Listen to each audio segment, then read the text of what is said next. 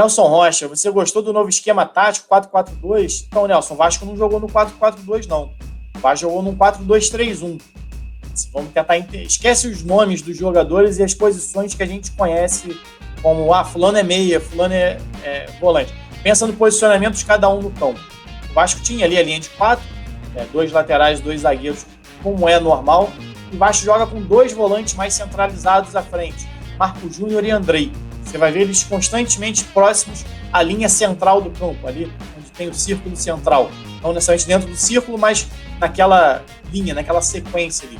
Aí você tem à frente dele, hoje, por exemplo, o Carlinhos, mais centralizado, o Juninho um pouco mais pelo lado esquerdo, isso quando o Vasco tem a posse de bola, o Vinícius pela direita e o Cano mais à frente. Então, na verdade, é uma linha de 3 ali, meias de criação. Na verdade, você conta com um atacante, com um jogador de velocidade. O Vasco já jogou assim contra o Fluminense.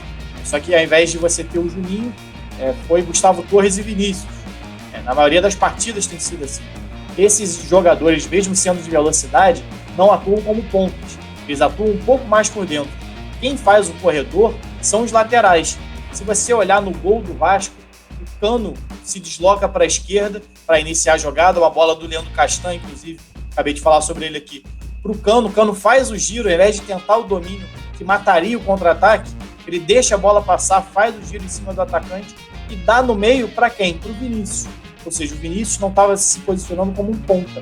Ele estava mais por dentro, o que é natural com a movimentação do time.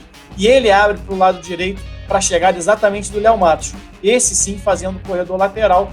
E ele cruza para o Carlinhos, que em tese seria o meia central desse time, entrar nas costas do centroavante, ou seja, atrás do Cano. Então é ele que chega para finalizar. A ideia de jogo do Sapinto passa muito por isso. Só que ele vinha utilizando 2 jogadores de velocidade para fazer essa função que hoje fizeram, que o Juninho fez. E no meio, contra o Fluminense, quem fez isso foi o Benítez. Jogou mais centralizado. Se a gente lembrar do jogo, do início da partida, do Vasco Fluminense, o Benítez finaliza 2 vezes da entrada da área com 3 minutos de jogo. Ele era exatamente esse meia central, que hoje foi o Carlinhos. Então a ideia de jogo do Vasco, na verdade, foi no jogo contra o Fluminense, nessa partida de hoje, quando tem a posse de bola, em 4-2-3-1. Mas quando você passa a atacar, isso transfere um pouquinho, os laterais sobem, então você muda um pouco aí o esquema, sobem todos juntos, fica um 2-4-3-1, 2-4-4, enfim, aí é só nomenclatura. Mas enfim, a ideia é um 4-2-3-1 do Sapinto, como era no Braga, inclusive no ano passado. E contava exatamente com isso, com a movimentação desses 3 jogadores próximos ao centroavante e a abertura dessas jogadas pelo lado do campo com os laterais. Vasco Sport, cruzamento do Neto Borges e gol do Cano.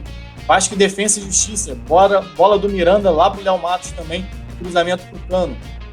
Então, quem faz esse corredor lateral não são mais os pontas, como era no time do Ramon, são os laterais. Vasco sem a bola se defendia num 4-4-2. Normalmente era o Carlinhos, que é o meia central do 4-2-3-1, quando o Vasco está atacando, quem ficava mais próximo do Cano, para fazer esse 4-4-2. O Juninho fechava o lado esquerdo e na direita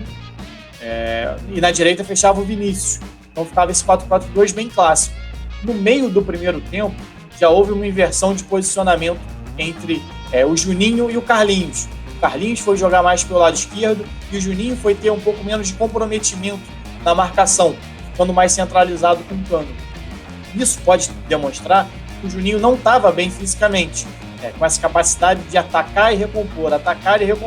Então, por isso, no 4-4-2 defensivo, a partir do meio ali da primeira etapa, ele passou a fazer mais companhia ao Cano e compor menos no lado esquerdo. Tanto que ele acaba sendo substituído pelo Gustavo Torres, que acaba sendo o jogador, deixa eu até confirmar se foi o Torres que entrou. Não, o Torres entra no lugar do Vinícius e o Marcelo Alves na vaga do Juninho, na verdade.